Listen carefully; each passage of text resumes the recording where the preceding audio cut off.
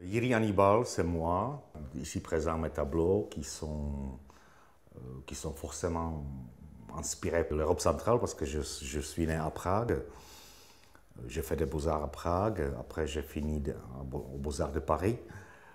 Donc il y en a peut-être un mélange franco-tchèque déjà dans la peinture, parce que je vis quand même depuis 25 ans en France.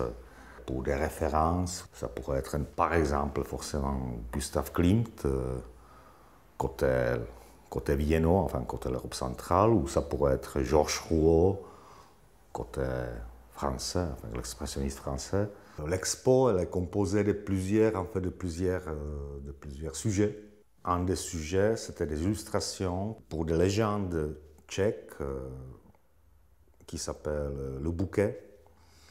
Un ami de la Sorbonne, il a fait la traduction de ça, et moi j'ai passé des années à faire des illustrations. Des grands dessins pour le bouquet, pour la kytice, pour le bouquet de la légende tchèque médiévale.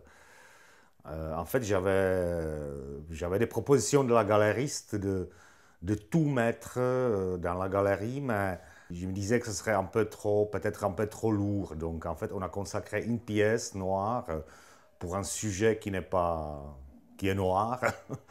Donc, Kytice, c'était un poète tchèque du 19e siècle. Il a ramassé des légendes, voilà, plutôt des légendes médiévales de l'Europe centrale, il les a mis à écrit dans le style de 1870. Et en fait, ça fait partie du trésor national tchèque quelque part. C'est comme Baudelaire ou Verlaine. Après, il y en a une autre partie qui est un petit peu consacrée à l'Ancien Testament, à la Bible. Des gravures de Gustave Doré qui m'ont inspiré, que j'ai pris, que j'ai redessiné et que j'ai retravaillé. Donc en fait, voilà, c'est l'Ancien Testament de Gustave Doré, version Jiří Hannibal. Et la troisième chose, c'est mes tableaux tels quels. Enfin, il y en a des femmes, plus ou moins habillées, voire moins habillées ou plus habillées. Après, il y en a mes enfants aussi, forcément, parce que l'inspiration, elle vient de très près. Après, il y en a une série de chats. En fait, il m'est arrivé qu'après le décès de ma mère, j'ai vécu 2 ans avec le chat borgne de ma mère que j'ai ramené à Paris. Avec des chats, j'ai une relation plutôt étroite. Ça, c'est mon chat actuel. Et ça, c'est le chat, ce que j'appelais le chat de Jonathan Littell. C'est-à-dire, c'est l'auteur d'un roman qui s'appelle Les Bienveillantes, qui était très particulier, qui m'a posé plein de questions, quoi, en fait. Ah, donc en fait, le côté doré, donc ça vient de la couleur d'or. En fait, ça fait très très longtemps.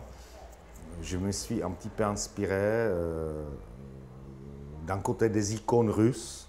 Parce qu'à Beaux-Arts, quand j'étais à Beaux-Arts à Paris, j'ai lu un tout petit bouquin très fin de Goethe, un petit récit sur les couleurs. Je me suis posé beaucoup de questions et ça m'a influencé dans la théorie de la couleur. C'est-à-dire, la couleur dorée, est-ce que c'est une couleur, est-ce que c'est pas une couleur? Ça reflète la lumière au maximum, quoi. En fait, ça reflète la lumière plus que les autres couleurs. Donc, toutes ces questions, disons, de l'ordre de la théorie de la peinture, hein, on pourrait le dire comme ça. Ça c'est donc la couleur dorée, la couleur grise, parfois qui est présente, ça vient de là, ça vient de Goethe, quoi. On peut dire que ça c'est un autoportrait, ça c'est une femme, c'est un autoportrait qui est un clown.